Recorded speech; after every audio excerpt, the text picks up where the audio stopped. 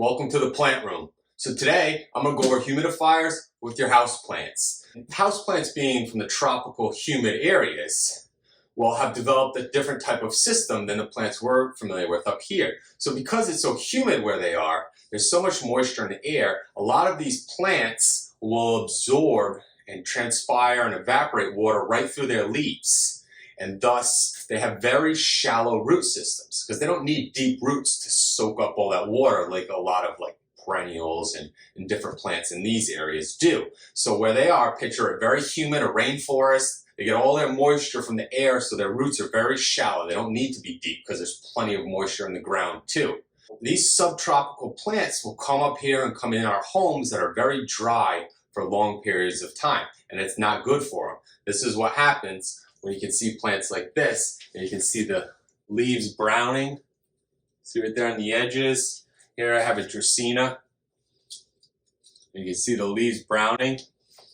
Well, the leaves brown because when these plants are grown in their natural environment, which is very humid, there's so much moisture in the air that the plant leaves absorb the moisture. So with a very shallow root system and dry air, we have a double whammy up here. And that's why a lot of times your leaves will brown and you're struggling. And up here, we're not used to that. So if the leaves start to brown, we think, oh, it's too much water, it's too little water.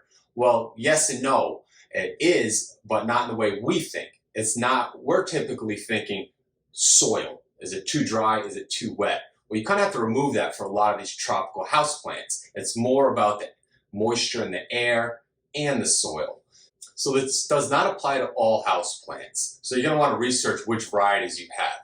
The humidifier is most important for things like ferns, calathea, philodendron, pothos. These are all very tropical plants that want a lot of humidity in the air. Other things can be a little bit more tolerant. So make sure you check. If you're not sure, ask me. I'll tell you. But here I have some that don't need it and some that do. But because of my situation, I'm putting the humidifier in because it's really not going to hurt the ones that don't need it, but it's going to help the ones that do so much. As you can see, I've already got some browning. So I'm going to put this together and then we'll revisit it and we'll talk about it while it's up and running.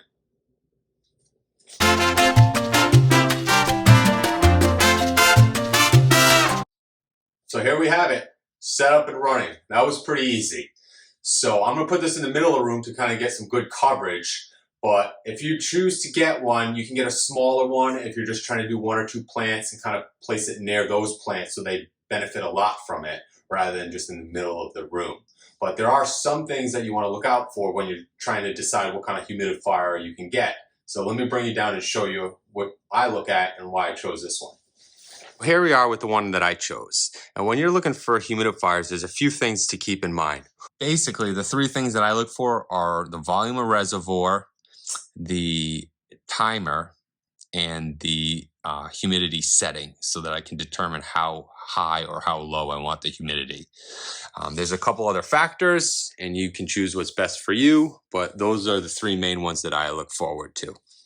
So to recap, make sure you know what kind of houseplants you have. Some are very tropical and want a humid air atmosphere. Things like ferns, calathea, pothos, philodendron, a few others. So check that out.